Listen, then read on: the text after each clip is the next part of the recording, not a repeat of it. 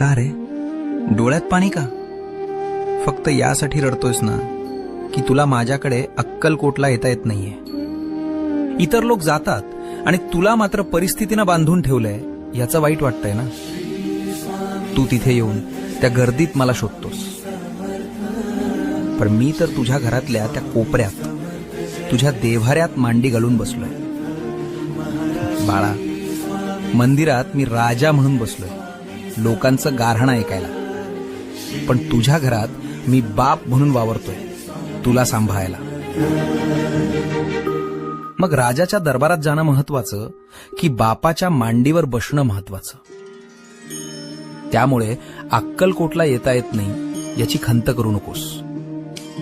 आत्ता याच क्षणी डोळे मिट आणि बघ, मी तुझ्या समोर उभा नाहीये, तर मी तुझ्या आत बसलो.